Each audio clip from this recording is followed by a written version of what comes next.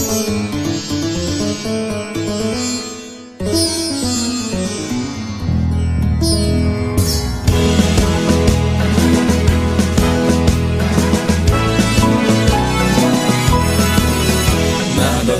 Ulama memanggil kita berjuang terus mendampingi bangsa, semangat menegakkan panti Islam, Ahlussunnah wal Jamaah, menjaga nilai-nilai luhur yang ada, Bhinneka Tunggal Ika, mencipta mengembangkan budaya bangsa Indonesia.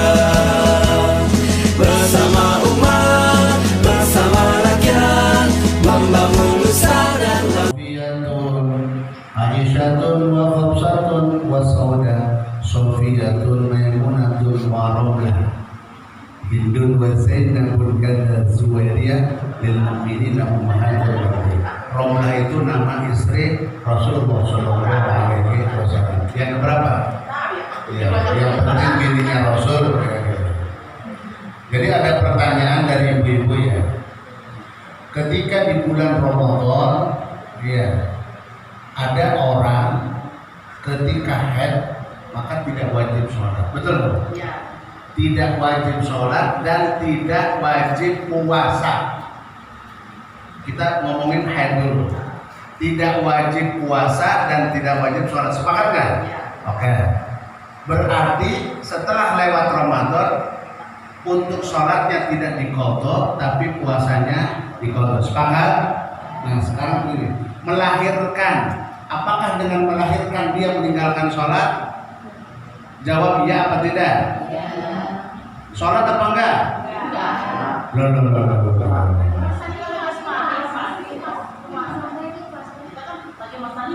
Oh iya. Saya nanya dulu. Ini ngomongin sholat. Sholat. Ya. Baik, ketika lahiran, sholat enggak? Ya enggak, lagi lahiran. Di mana kita mau melakukan sholat lagi lahiran? Jadi darah bagi seorang perempuan ada 3 darah yang menyebabkan dia mandi wajib. Ada 6 sebetulnya.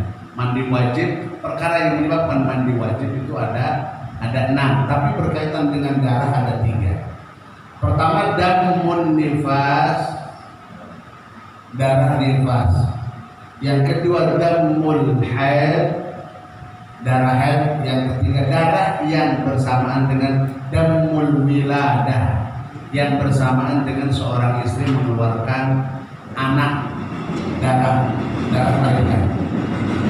Nah, darah istihadah yang keempat, darah istihadah tidak menyebabkan seorang perempuan satu meninggalkan sholat dan tidak meninggalkan puasa. Jadi orang yang istihadah sholatnya tetap, kemudian sholatnya puasanya tetap. Sepakat ibu ya, orang istihadah. Nah, orang yang nifas, orang yang haid, orang wiladah itu tidak ada kewajiban. Nah, masuk ya. Darah nifas sudah tahu, darah haid sudah tahu. Darah nifas itu darah yang keluar dari rahim seorang perempuan ba'dal wiladah. Jadi bedakan dengan damul wiladah. Darah, kalau orang Jawa, damul wiladah itu darah manak. Jadi bersamaan dengan bayi keluar itu bersamaan dengan itu keluar darah. Itu namanya damul wiladah. Keluar darah. Nah, perempuan yang keluar darah saat melahirkan ini dikenakan wajib dikenakan wajib mandi, berarti tidak melakukan sholat. Karena apa? Terkena hukum tidak suci, sama seperti haid, sama seperti nifas. Kemudian setelah itu ada jeda terputusnya darah, habis itu kemudian keluar lagi darah. Nah, darah yang keluar setelah melahirkan itu yang disebut dengan darah nifas. Menurut sebuah istiqra, penelitian Imam Syafi'i rahimahullah ta'ala, kalau dalam bahasa kerennya research kira-kira begitu. Imam Syafi'i itu melakukan satu penelitian riset terhadap kalangan perempuan. Dapat diambil satu kesimpulan bahwa paling sedikitnya perempuan melakukan nifas itu adalah arba'una yauman 40 dino. Paling umumnya perempuan. Kemudian paling sedikitnya lahdotun. Maaf kalau bahasa Jawa saya kecorotan. Begitu netes mampet. Umumnya perempuan mengeluarkan darah arba'una yauman 40 hari. Paling banyak wa aktaruha, paling banyak perempuan melakukan haid nifas situna yauman suwidak dino. Berapa? 60 hari paling banyak. Jadi paling sedikit lahdotan setetes. Umumnya 40 hari, paling banyak 60 hari. Itu perempuan mengeluarkan darah nifas. Nah, darah nifas itu keluarnya setelah melahirkan. Nah, kalau bersamaan dengan melahirkan namanya darah wiladah. Nah, dari ini maka orang yang haid, orang yang nifas, orang yang wiladah dikategorikan tidak suci dan wajib mandi besar. Mandi wajib atau mandi besar. Maka selama dia masa haid, masa nifas, masa wiladah, boten angsa ngelampahi sholat kali dua. Terus kenapa boten? Tidak boleh melakukan puasa dan sholat. Betul. Masuk. Dan kalau begitu, ketika dia meninggalkan sholat, sholatnya tidak wajib diqadha, tetapi puasanya yang ditinggalkan harus diqadha. Begitu ya, Bu ya? Selama dia meninggalkan puasanya berapa hari? Puasa Ramadan nggak 40 hari.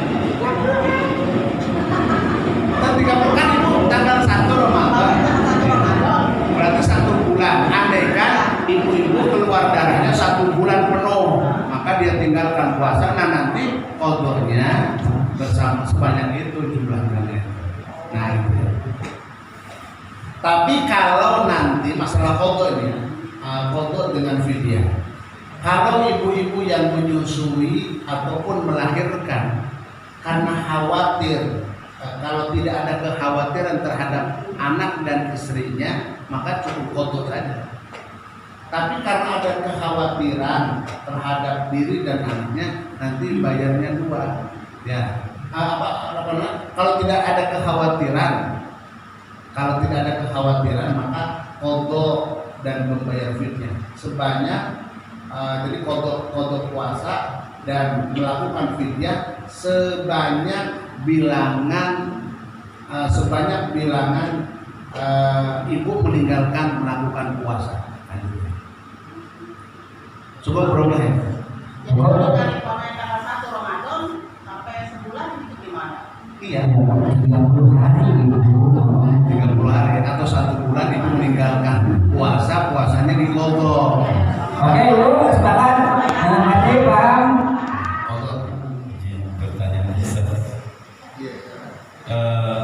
Saat kita sholat, yang pertama kita Islam, yang kedua balik, dan yang ketiga berakal. Dan ketika kita hilang akal, itu kita tidak diwajibkan untuk melaksanakan sholat. Yang saya ingin tanyakan ini Ustaz, kalau ada orang bukan Islam lalu dia masuk Islam, itu tidak perlu mengqadha sholatnya. Tapi ketika dia mualaf, lalu dia kembali lagi ke Islam, ke Nasrani, lalu itu wajib mengqadhanya Ustaz. Ini kalau kita hilang akal, tadi Ustaz bilang kalau kita tidur itu hilang akal kita, lalu kalau kita bangun kita wajib mengqadha sholat tersebut. Dia jika tertinggal Ustaz. Nah, ini ketika orang itu sudah balik dan beliau lalu terkena penyakit jiwa atau gila Ustaz, beberapa tahun dia gila, maksudnya dia balik tapi dia terkena penyakit gila, lalu dia hilang akal Ustaz. Dan tiba-tiba di umur sembuh gitu Ustaz, berapa tahun dia sembuh, itu dia wajib mengkodok sholatnya atau tidak, itu yang pertama. Dan yang kedua, ketika dia melakukan, sekarang banyak nih Ustaz yang hilang akalnya karena dia mencoba bernarkoba Ustaz. Misalnya ketika sudah balik dia minum narkoba, lalu dia hilang akalnya, jadi gila. Dan ketika itu beberapa tahun dia sembuh Ustaz. Itu wajib dikodok atau tidak sholat? Nah, itu mungkin pertanyaan saya yang saya tanyakan. Mohon penjelasannya Ustaz. Assalamualaikum warahmatullahi wabarakatuh. Baik, izin MC menjawabnya. Ada dua pertanyaan. Pertanyaan yang pertama, orang yang muslim kemudian dia keluar dari muslim atau disebut dengan murtad. Ya, kemudian balik lagi. Ya. Pertanyaan pertama, jadi orang yang kewajiban melakukan sholat bagi orang kafir asli itu tidak ada. Jadi orang kafir itu melakukan sholat tidak sah. Tapi bagi orang yang kafir disebabkan karena murtad, murtad itu dulunya Islam, kemudian dia menjadi kafir, murtad, dengan murtad. Maka ini ketetapan untuk melakukan sholatnya, perintah sholatnya tetap ada. Bagi orang yang murtad nih, saudara-saudara kita yang murtad keluar dari agama Islam, khitab perintah melakukan sholatnya tetap ada. Artinya apa? Kalau dia melakukan sholat, maka diterima sholat. Karena hakikatnya dia itu sebetulnya masih ada ketergantungan ke Islam. Nah, beda dengan yang kafir asli. Maka ketika dia tinggalkan sholat, kemudian masuk lagi ke Islam, kok selama dia melakukan kemurtadan, maka itu sholatnya harus dikodok sebanyak selama dia melakukan murtad. Nah, gitu. Jadi pertanyaannya tadi bacanya apa? Ini kalau dia hilang akal, dia setelah balik dia hilang akal, gila Ustaz. Oh iya, itu berkaitan dengan zawal akli. Kalau memang hilang akal, balik. Nah, ketika baliknya sudah dikategorikan kan orang yang balik itu dikenakan khitab perintah melakukan kewajiban-kewajiban kepada Allah dan Rasulnya. Nah, kemudian tiba-tiba dia hilang akal atau gila.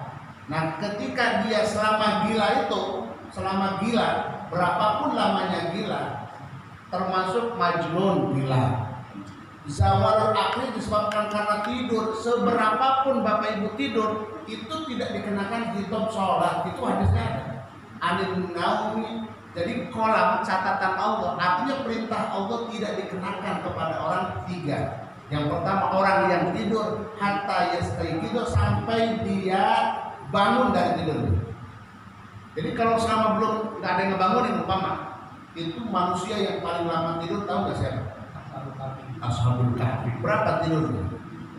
309 tahun, dan mereka tidak ada yang tahu. Mereka berselisih berapa lama jumlah tidur mereka. Nggak ada yang tahu. Dan ini rahasia Allah Subhanahu Wa Taala yang diungkap misteri lama yang tidur selama 309 tahun. Wazdadu tis'an, 300 wazdadu tis'an tambah 9, artinya 309 tahun. Kenapa bahasa Al-Quran menggunakan itu? Karena perbedaan pendapat. Nah, andaikan ada orang lama tidur disebabkan karena hilang akal karena tidur, sekalipun banyaknya 309 tahun, enggak dikenakan wajib sholat. Ya, tapi nanti kodok, gitu ya, kodok. Orang yang tidur, dia ninggalin berapa waktu sholat. Nah, kan karena dia udah Islam, syaratnya udah Islam, dia hilang akalnya untuk yang tidur ini karena meninggalkan sholat, ya, tidur itu. Maka dikenakan untuk mengkodok. Orang yang zawal akli disebabkan karena mabok, kayak gitu ya. Atau dia karena majnun, mabok, maka dia orang yang majnun, maka tidak dikenakan untuk gila itu kan lamanya. gilanya lama. Jadi tidak dikenakan hitam untuk melakukan sholat, artinya tidak diqadha. Nah gitu, tidak wajib qadha. Nah gitu ya. Untuk yang majnun tidak wajib, pada tajib wa alaihi. Saya bacakan. Wa amma sobi, adapun orang yang anak kecil ninggalin sholat. Wa man zala aqluhu, orang yang hilang akalnya, bina bimajnunin, disebabkan karena majnun, bukan tidur. Au maradin, karena sakit yang menyebabkan fungsi otaknya hilang. Ya, para tajibu alaihi, maka tidak wajib baginya untuk melakukan sholat. Nah, gitu ya. Tidak wajib untuk melakukan sholat. Wa dalilu ada bil wujub bi haqqil haid wa nifas bi min haid. Jadi tidak wajib melakukan haid. Tidak wajib melakukan sholat untuk orang yang tidak wajib untuk melakukan sholat, gitu ya. Nah, anak kecil tidak wajib untuk melakukan qadha, karena dia dengar karena belum balik. Kemudian orang yang hilang akal, orang ayat, maka tidak diwajibkan untuk, sama seperti perempuan tadi, ya, karena hilang akalnya, hilang akalnya. Tapi kalau hilang akalnya sebentar karena tidur, nah kalau tidur mah sebentar nggak apa-apa, itu tetap dikenakan qadha karena hilangnya sebentar. Nah, pertanyaannya tentang masalah narkoba, bagus. Ya, kalau yang tadi kita sepakati. Jadi berdasarkan ayat Al-Qur'anul Karim, a'udzubillahi minasyaitonirrajim, bismillahirrahmanirrahim. La taqrabus shalah wa antum sukar. Janganlah kamu mendekati sholat sementara dirimu dalam keadaan sukaro. Sukaro itu apa? Mendem itu apa? Mabuk. Jadi orang-orang mabuk maka tidak wajib untuk melakukan sholat. Kenapa? Karena akalnya hilang. Nah, karena dia mendemnya sebentar, nggak mungkin orang mendem itu sampai berbulan-bulan. Nah, sama seperti tidur lah. Kecuali kalau yang tadi tidurnya lama itu ya.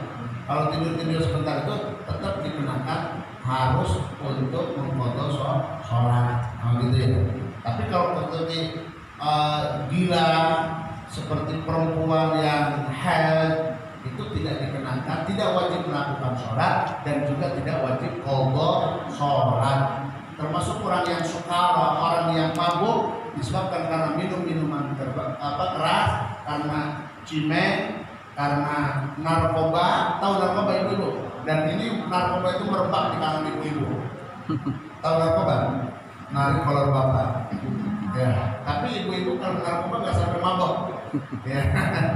Kemudian pil koplo, kemudian kopi miring, kopi mencret, bir, brandy, whisky, wine, wa ala alihi washabihi ajmain.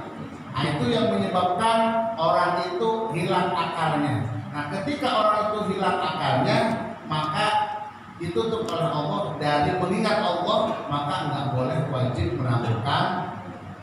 melakukan sholat. Nah, dan orang itu nanti dikenakan wajib qadha, ya, gitu ya. Enak. Oke. Terus pertanyaan selanjutnya apa lagi? Ada lagi? Oke, baik. Baru benar nih brojol dari mulai mata nih baru sholat. Ya kan, buat sebulan cuman. Dulu kan nggak pernah kami, tapi saya Islam. Akhirnya Islam. Brojol KTP Islam, ya emak Islam, bapak Islam ya kan. Cuma sholatnya kagak kan gitu. Nah ini baru sholat nih. Pertanyaannya gini, saya kan doanya nggak begitu hafal nih, tapi doa itunya hafal, cuma suratnya yang nggak hafal. Kalau surat KUHP hafal saya, kalau surat kayak Al-Fatihah itu hafal, surat yang lain anak, cuma hafal 2 ayat doang. Itu gimana tuh? Tempatnya kalau Robina itu hafal, Qul huwallahu ahad hafal, itu aja bisa pakai kalau sholat. Gimana tuh Ustaz? Udah seminggu dapat hidayahnya Ustaz. Ya nggak apa-apa, bagus. Jadi gini, Kang Ipin sudah ada kekuatan di dalam rohani batinnya untuk memperbaiki dan merubah diri dari hal-hal yang dulu pernah sempat hilang, kira-kira begitu. Pertama, kewajiban seseorang harus melakukan atau menuntut ilmu wajib. Ya, jadi Kang Ipin harus melakukan semuanya kita wajib menuntut ilmu, termasuk ilmu sholat. Wajib ini. Kenapa? Ibnu Rusdan pernah mengatakan di dalam satu kitabnya namanya Az-Zuhad. Wa kullu man bi ghairi ilmin ya'malu a'maluhu mardudatun la tuqbal. Semua amal ibadah yang tidak dilandasi dan didasari dengan ilmu, a'maluhu mardudah, maka amalnya ditolak, la tuqbalu, tidak akan diterima Allah. Jadi kita sholat nggak tahu ilmunya, mardudah, tertolak sholatnya. Sepakat ya? Ini sepakat ya? Maka orang awam harus meningkatkan derajatnya menjadi orang yang lebih alim, orang ngerti. Nah, termasuk baik harus belajar. Nah, bagaimana kalau ada orang sholat cuman membaca surat Fatihahnya udah benar, benar, tapi belum tentu benar, Pak. Jadi Bapak harus dibawa bimbingan seorang guru untuk memperbaiki bacaan Fatihah ini. Harus belajar. Ya. Jadi belum tentu yang kenapa itu wajib? Karena membaca Al-Quran di dalam membaca Fatihah termasuk sholat itu hukumnya harus berstandarkan tartil. Surat Al-Muzammil ayat 4, warattilil Qur'ana tartila, dan bacalah Al-Quran dengan tartil. Apa tartil itu? Tajwidul huruf wa ma'rifatul huruf, mengetahui, membaguskan bacaan-bacaan Al-Quran dengan hurufnya, wa ma'rifatul huruf, dan mengetahui di mana tempat waqaf yang harus dilakukan. Ya, sini. Nah, sah nggak? Ya sah-sah aja. Bahkan membaca surat juga sah. Baik gimana sebenarnya? Saya asli Betawi, kenapa? Jadi walaupun tidak membaca surat itu sah. Yang nggak boleh ketika dalam sholat membaca surat tanah. Nah, itu yang boleh. Habis Pak. Iya, ini surat tanah yang nggak boleh. Kalau surat-suratan itu harus sunnah. Tidak dibaca juga nggak apa-apa. Tidak dibaca nggak apa-apa dengan landasan tidak ngerti. Kan kalau ingin mendapatkan pahala sunnah maka dibaca. Nah, Ustaz, saya bacanya cuma hanya mampunya 2 ayat. Baca 2 ayat. Baca 2 ayat.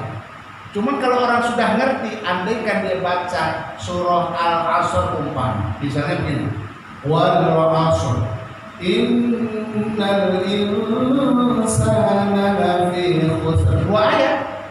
Allahu Akbar, hati-hati. Kalau untuk orang awam seperti baik, no problem, nggak ada masalah, nggak jadi masalah.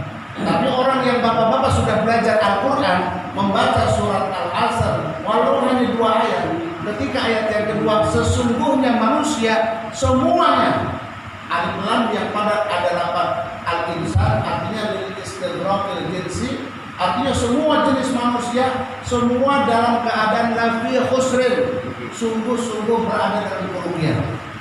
Semua manusia, orang Islam maupun bukan Islam, laki perempuan, kemudian yang sholat kagak sholat, semua akan mengalami kerugian. Shadaqallahul adzim, Allahu akbar. Berbahaya. Maka baca tartil itu jangan kita wakaf berhenti di situ memutuskan bacaan. Masih ada sambungan bahwa orang yang dikategorikan dengan orang yang tidak merugi ada 4. Semua akan merugi kecuali 4. Siapa yang 4 itu yang tidak akan merugi? Berarti orang yang sukses, orang yang beruntung. Yang pertama illal ladzina amanu, orang beriman, wa amilus sholihat, orang yang melakukan amal sholat. Yang ketiga wa tawassaw bil haqqi, saling menasehati dalam kebaikan. Baik, sholatlah di jam. Misalnya kamu nama itu mengingatkan, saling menasehati dalam kebaikan. Yang keempat wa tawassaw bis sabr,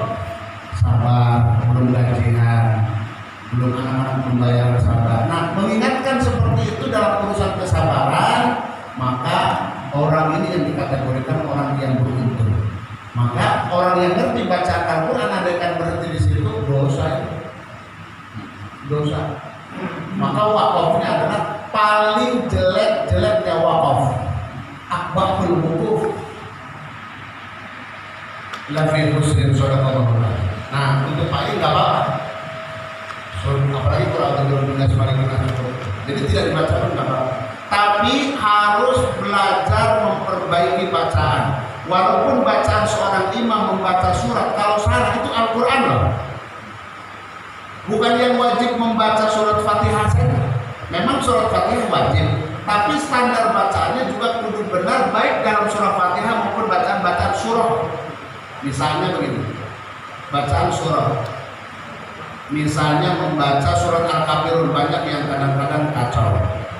Qul ya ayyuhal kafirun, kan panjang ya. Nggak dibaca lagi Qul ya ayyuhal kafirun. Nah itu salah. Kenapa? Ya ayyuhal kafirun kan panjangnya mad apa bu namanya? Harkat. Ya ayyuhal mad apa namanya? Mad jaiz mufassir. Ya ayyuhal panjangnya 4 atau 5 harokat. 4 atau 5 harokat. Jadi panjang. Mulia ayyuhal kafirun. Kafirun runnya namanya mad. Mad apa? Mad kafirun runnya itu. Mad apa? Bukan. Matobi di akhir ayat diberhentikan, namanya mad. Alif disukun, panjangnya berapa? Boleh 2, boleh 4, atau boleh 6. Jadi boleh ya ayyuhal kafirun. Nah ini yang begitu tuh harus belajar. Nggak boleh belajar ke YouTube langsung, nggak boleh ke Mbah Google langsung, belajar kepada ustaz. Karena kalau langsung ke Mbah Google takutnya salah. Alamatnya alamat palsunya itu dari salah. Jadi nanti menyesatkan, berbahaya. Man ta'allama al-ilma bi ghairi syaikhin fa syaikhu syaitan. Kalau siapa yang belajar tanpa melalui seorang guru, maka gurunya setan. Hati-hati itu, harus belajar sama ustaz-ustaz ini. Jadi tolong perbaiki kualitas bacaan Al-Quran, baik baca surah Al-Fatihah maupun di dalam surat-surat pendek. Jadi kalau salah itu berbahaya, apalagi jadi imam. Nah, karena Pak ini nanti akan menjadi imam dalam keluarga, kan menjadi imam kan, maka bacaan itu harus bagus. Nah, belajar terus. Ustaz, mampunya saya beri kenapa? Nah, gitu. Jadi kalau sesama orang awam itu imam makmum kepada orang awam itu tidak sampai berdosa. Tapi kalau ada orang awam di belakangnya orang imam, mengetahui bacaan orang awam dari imam itu salah, orang alim yang mengetahui dan dia diamkan saja, maka orang alim itu mengikuti orang awam yang salah, maka dia sholatnya nggak sah. Harus mubarakah sendiri. Nah, jadi Pak ini harus tetap semua. Jadi kalau pertanyaannya sah nggak sholat saya? Sah. Kenapa? Karena terpenuhi syarat dan rukunnya. Karena apa? Bacaan surah itu kan sunnah, cuma dibaca 2. Bahkan tidak dibaca juga nggak apa-apa. Jadi itu Pak ini. Nah, bacaan doa kita sunnah. Nah, tahiyat juga bacaannya harus bagus. At-tahiyyatul mubarakatus shalawatu thayyibatu lillah. Assalamu alayka ayyuhan nabiyyu. Ada lagi Pak yang Ada. Maaf nih, jangan tersinggung. saya apa? Justru ini Pak ini bagus yang punya. Jadi Kalau ada yang teman-teman tahu kamar mandi, ya nggak? Gini aja. Gini Pak Ustaz, saya kan telepon belajar nih. Nah, imam kan bermacam-macam. Gunta ganti nih. Ya maaf buat para imam dah. Saya ngomong belakang aja. Saya kan kalau orang nih, Al-Mutakasur, nah gitu kan. Saya kan ikutin, tapi yang ada intonasinya cepet gitu, kayak dulu lah, terus ya saya bingung intonasinya bengong aja. Gimana tuh Pak Ustaz? ya, dengarkan. Jadi makmum ya. Imam lagi baca Fatihah, makmum dengerin. Karena ini ada ayat wa idza quri'al Qur'anu fastami'u lahu. Jadi ketika dibacakan Al-Qur'an termasuk Fatihah dengarkan, termasuk baca surat. Baca surat dengarkan. Maka ketika imam baca surat, etisnya memberikan kesempatan kepada makmum untuk membaca Fatihah. Karena makmum membaca Fatihah juga hukumnya wajib, kecuali makmum masbuk, makmum yang tertinggal dari imam ketika menemukan imam sedang rukuk, makmum datang, maka semua ulama sepakat bacaan Fatihahnya tidak usah dibaca langsung. Niat usolli fardhu maghribi 3 rakaat, Allahu Akbar, langsung rukuk, nggak usah baca Fatihah. Fatihahnya sudah ditanggung oleh imam. Ini disebut makmum masbuk. Oke. Tapi kalau makmum begitu imam membaca di penghujung ayat, kemudian tiba-tiba makmum baru Bismillahirrahmanirrahim, Maria karena imam sudah kadung rukuk, makmum boleh melanjutkan sampai selesai. Kalau memang nggak sempat, maka di dalam kitab Nihayatul Zaid, maka nggak apa-apa, tidak sampai tuntas, langsung ngikutin imam. Nah, orang seperti ini juga termasuk kategori makmum masuk. Ya, gitu ya. Nah, untuk Pak Iin, jadi ketika kapan baca Fatihahnya? Ketika imam baca surah, baca dulu Fatihah dalam hati. Nah, habis itu sisanya kan imam masih membaca sisa-sisa surat, dengarkan. Bagaimana cara dengarkan? Dengan cara telinga, yang kedua menghayati, ngikutin tapi di dalam hati, jangan keras-keras. Qul alhaakumut takatsur, surnya jangan kepanjangan. Alhaakumut takatsur, jangan takatsur, jangan panjang. Ya gitu ya. Jadi ikutin Pak Iin di dalam hatinya, ngikutin imam. Nah gitu. Tapi baca dulu surat Fatihahnya karena masih ada kesempatan dan itu hukumnya wajib. Nah, itu nggak apa-apa ikut. Nah, apalagi kalau imamnya cepat, nah nggak apa-apa. Yang penting Pak Iin sadarnya membaca surah Al-Fatihah di dalam saat imam sedang membaca surat pendek. Kalau jamaah saya nggak ikut doa, ngebayangin aja merem saya. Orang nggak bisa doa, masih ketinggalan ya. Amin. Ya, amin. Diaminkan aja cukup. Karena apa? Nah, nanti sambil menghayati bacaan imam itu nanti akan sedikit masuk. Satu lagi nih, Tak. Banyak kamu. Sekalian. Ini kan kasih cap Cina, sini nggak kemana kalau apa ini? Ya. Saya kan awam. Mana sunnah, mana ini saya nggak tahu dah, wajibnya rupanya dah. Nah, sholat dulu dah. Nah, kayak contohnya kayak subuh nih. Allahu Akbar, sami Allahu liman hamidah. 2 rakaat kan subuh. Nah, ini doa apa nih kunutnya kan? Ini ketinggalan, ada yang ngantongin. Bablas itu Allahu Akbar, saya bingung. Mana biasanya gua amin kagak nih. Jadi ketinggalan tuh gimana? Ini yang model ini bagus. Kenapa? Banyak pertanyaan. Tapi jangan dibilangin banyak pertanyaan, malu-maluin jangan. Jadi pertanyaan bagus baik. Sholat subuh kunutnya hukumnya apa? Sunnah. Sunnahnya apa? Sunnah hayat. Abad. Kalau sunnah hayat itu sunnah-sunnah yang jika orang meninggalkan itu tidak diganti dengan sujud sahwi. Umpama tidak membaca ta'awudz, tidak membaca Allahu Akbar di antara pergantian rukun, mau rukun enggak Allahu Akbar, itu tidak diganti sujud sahwi. Tapi tapi standarnya kalau sendirian, kalau jadi imam harus ngikutin. Kalau makmum, kalau imamnya kunut, makmum cukup ngaminin. Hukumnya sunnah. Artinya ketika tidak melakukan kunut di dalam subuh, menurut pada Imam Syafi'i, lupa umpamanya, maka diganti dengan sujud sahwi ubaila salam atau qabla salam, sebelum salam. Nanti diganti. Bagaimana kalau tidak diganti? Sholatnya tetap sah. Misalnya subuh imamnya yang biasa kunut lupa, habis itu enggak sujud sahwi umpama tidak melakukan sujud sahwi, sholatnya tetap sah nggak? Sah, kan itu kan sunnah. Bapak Ibu tidak melakukan tidak melakukan duduk awal, duduk tahiyat awal. Jadi tidak tahiyat awal. Hukum tahiyat awal tidak wajib, hukumnya sunnah. Terus ibu-ibu tidak melakukan sujud sahwi, sah nggak sholatnya? Sah. Nah, terus pertanyaan Pak I, kalau makmum yang menyempatkan memang nggak bisa, udah cukup amin doang, amin ya.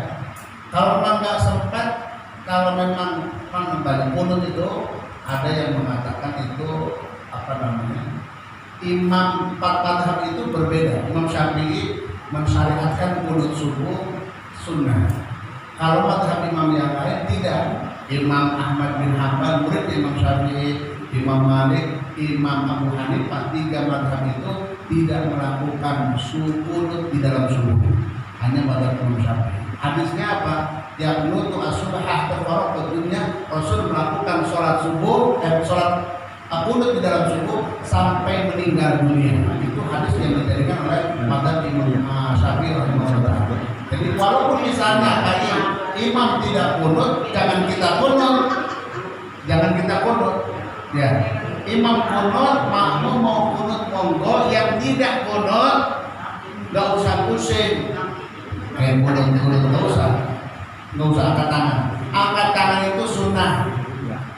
Dan jangan mengaminkan Allahumma hdini fiman hadair. Cukup dalam hati aja. Allahumma hdini fiman hadair. Amin. Wafidah, jangan keras-keras seperti waladhdallin. Itu baru aminnya harus dikeraskan antara imam dan makmum bersamaan, sunnah. Nah, itu cukup amin. Itu jangan cukup amin. Seperti tadi aminnya di belakang itu tandanya cepat-cepat pengajian selesai. Amin. Tadi ada imam alilan. Amin. Yang kedua. Itu artinya ternyata Pak Amin datang juga itu. Jadi suara tadi sampai di luar amin itu kenceng. Jadi kalau ada makmum baca aminnya begini, kencang, itu artinya imam atau yang memimpin doa jangan lama-lama. Artinya makmum di sana kamu pembelar kayak pipis. Ada kepentingan. Ini ada suara-suara. Jadi itu baik ya. Jadi kalau imamnya di sini umpama di sini multi mazhab banyak ini. Ada yang mau imamnya kunut, ada yang mau sama-sama. Ya, karena saya baru kan biasanya begini amin ketinggalan. Alhamdulillah, wasyukurillah, walhamdulillah, wassalatu wassalamu ala rasulillah Sayyidina wa maulana Muhammad ibn Abdillah wa la hawla wa la quwwata illa billah. Rabbi shrah li sadri wa yassir li amri wa hlul 'uqdatam min lisani yafqahu qawli. Amma ba'du. Yang sama-sama kita hormati guru kita Pak Kiai Muhaimin, alhamdulillah bersama kita, pembimbing kita. Dan sama-sama kita hormati Ketua DKM Masjid Nurul Yakin, bapak-bapak, ibu-ibu yang alhamdulillah pada malam hari ini menyempatkan kehadiran waktunya untuk bersama-sama berkolaborasi, bersama-sama belajar semata-mata untuk mencari ridho Allah Subhanahu wa taala. Pertama-tama yang kita panjatkan puja puji syukur kita kehadirat Allah Subhanahu wa taala yang selalu dan senantiasa begitu banyak nikmat yang kita dapatkan. Di antaranya adalah nikmat iman, nikmat Islam, nikmat sehat. Dengan nikmat sehat ini kita dapat bersilaturahmi bersama dalam satu majlis Masjid Nurul Yakin. Mudah-mudahan kita semua dalam keadaan sehat walafiat. Amin. Shalawat dan salam marilah kita sama-sama sampaikan kepada baginda Nabi besar kita Nabi Muhammad SAW beserta keluarga, sahabat, sahabat baik kita selaku umatnya. Mudah-mudahan kita semua istiqomah dalam menjalankan sunnah-sunnah beliau. Bapak Ibu yang saya hormati, pertama saya silaturahmi Pak. Karena sudah lama ya sudah dari tahun 2005 saya tinggal di dekat Musola Al-Irsyad. Kebetulan saya adalah paman saya almarhum Pak Ustadz Musin Al-Bajuri. Saya adalah menganggapnya saudaranya. Nah, kalau di Nurul Yakin tidak asing lagi untuk saya, karena dulu saya selalu ikut paman saya untuk mengisi musola-musola mulai dari Nurul Yakin, Al-Islam, Darussalam, Hamido sampai ke Al-Furqan yang ada di Gawang. Alhamdulillah kita baru bisa silaturahmi dari 2005 sampai sekarang 2020, 17 tahun. 17 tahun.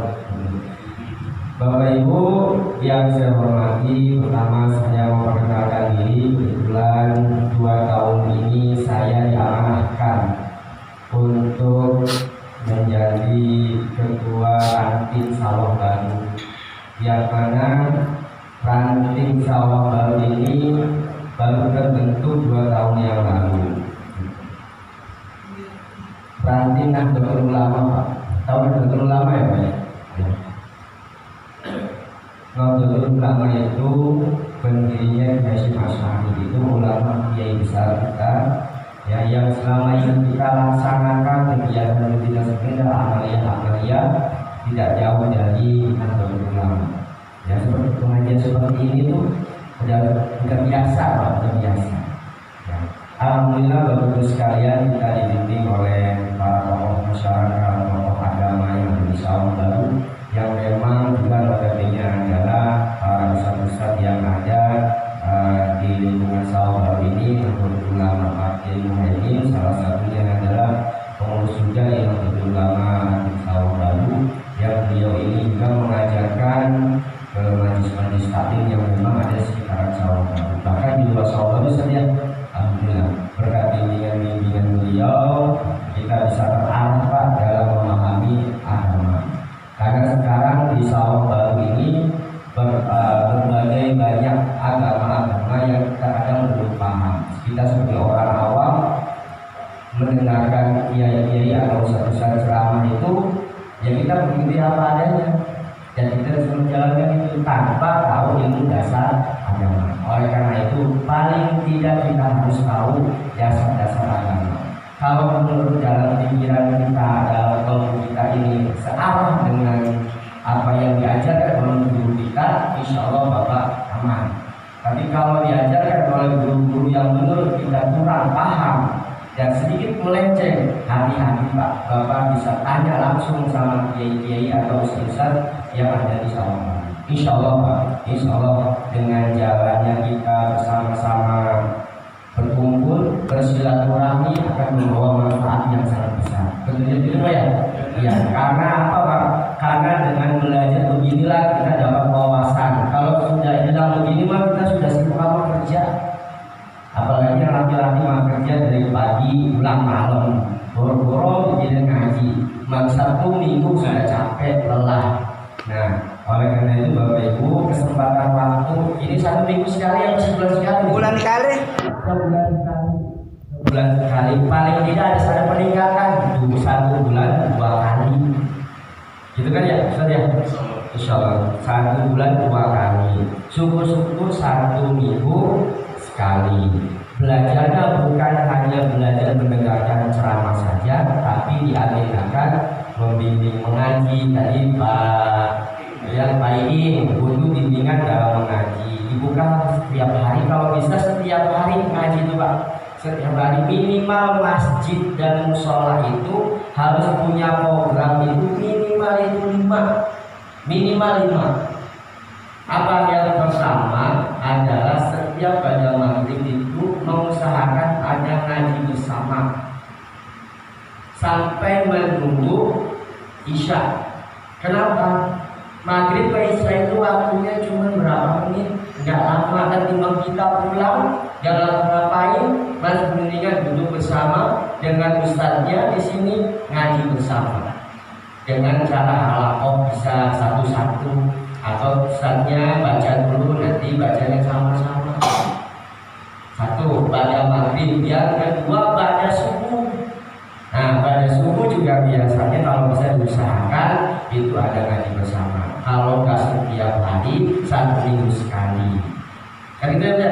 Kemudian ada pengajian 1 minggu sekali. Ada ceramah agamanya minimal 5 aja dalam satu punya program masjid minimal 5. Salah satunya kegiatan PHBI ya, kegiatan Hari Besar Islam. Karena kalau bukan kita siapa lagi Pak? Anak-anak kita yang di rumah harus diajak ke masjid. Selesai begitu, diajak ke masjid. Kalau misalkan bercanda atau apa, biarkan namanya juga anak-anak. Kita hanya bisa mengarahkan saja. Tapi kalau anak sudah gak betah di masjid, itu yang nanti menjadi masalah. Kalau kita sudah pada gak ada, siapa jadi penerusnya? Kira-kira gitu ya Pak. Kita udah pada tua-tua Pak, tinggal menghitung. Ya, kita tinggal menghitung hari, kita tinggal menghitung bulan. Karena umurnya umat Nabi Muhammad paling 70-an Pak. Ya, 70-an. Usia 55-nya kita ada pada sakit Pak.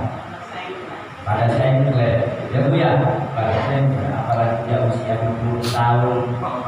Nah, udah ditanya-tanya tuh 60 tahun apalagi ya kita tahu keadaan kita sendiri. Itu Pak ya, kita tahu keadaan kita sendiri. Kita dulu berbuat apa, kita tahu harus memperbaikinya dari mana. Dia kalau sudah buat perbaiki. Ya, diperbaiki. Kenapa diperbaiki? Karena kita tidak lama lagi akan mengalami masanya yang alamnya akan berbeda. Gitu ya Pak ya? Gitu. Ya. Yang kedua Bapak Ibu sekalian, saya sangat bersyukur dan sangat terima kasih pada Bapak dari Muhammad Ustaz dari Masjid Nurul Yakin yang tidak ada henti-hentinya untuk membimbing masyarakat sekitar Pak. Jangan sampai ada hal-hal yang di sekitar masjid yang akan menghancurkan kita Pak. Karena banyak sekali pendatang, orang-orang yang hadir di dalam lingkungan kita membawa misi-misi yang kurang baik, berkedok agama, tetapi membuat masyarakat bingung. Makanya kita harus punya sandaran. Siapa yang harus kita jadi sandarkan adalah tokoh agama atau ustadz atau kiai yang ada di Masjid Nurul Yakin.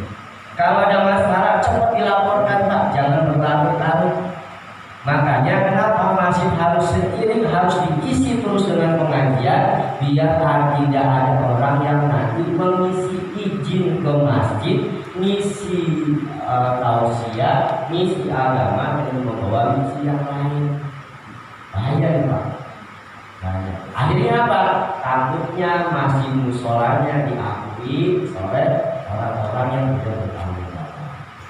Nah, hati-hati Pak, karena sekarang sudah mulai banyak terjadi hal seperti itu. Oleh karena itu, Bapak Ibu sekalian, kebetulan saya juga selain sebagai ketua Aktivia di PRNU, saya juga bagian dari pengurus Masjid Indonesia Kota Tangerang Selatan. Saya pengurus DMI juga yang memang program ini adalah membuat masjid-masjid yang ada di Kota Tangerang Selatan ini menjadi masjid yang banyak kegiatan-kegiatan keagamaannya. Gitu Pak. Kenapa? Karena itu tadi wanti-wantinya hanya itu. Yang mudah-mudahan dari DKM-nya ini minimal 1 minggu sekali minimal Pak. Ya kalau yang kedua tadi anak-anak kita, para remaja-remaja yang sekarang barangkali lagi di luar sana, dibikinkan program pengajian remaja masjid, dibikinkan kegiatan-kegiatan keislaman, keagamaan. Karena bentengnya agama, bentengnya akidah itu adanya pada diri kita dengan lingkungan yang ada sekitar Pak. Itu bentengnya agama kita Pak, agama Islam. Jangan sampai kita terprovokasi, jangan sampai kita salah memilih ustadz, jangan sampai kita salah memilih tokoh-tokoh yang dalam agama Islam. Itu ya Bapak ya, itu saja barangkali yang saya sampaikan. Saya atas nama pengurus RNU Sawah Baru, ya sangat berterima kasih Ustaz ya, Ustaz tadi alhamdulillah tadi dirayain terus. Kapan datang yang dia? Jam 9 saya turun 5 dulu. Ya, sudah sekalian. Ini kawan saya Pak, sudah lama ini sudah lama kan bertemu lagi. Karena memang ya apa namanya tinggalnya beda RT, beda, tapi masih satu lingkungan sawah. Oleh karena itu Bapak saya berpesan, meskipun saya ini dari segi pengalaman Bapak Ibu lah yang lebih tua daripada saya. Tapi ini pengalaman Bapak Ibu juga menjadi dasar saya biar kita sama-sama saling mengingatkan karena kita juga sama-sama pasti yang namanya lupa ada. Itu ya Bapak Ibu ya. Itu saja dari saya. Terima kasih. Wallahu muwaffiq ila aqwamit thoriq. Wassalamualaikum warahmatullahi wabarakatuh.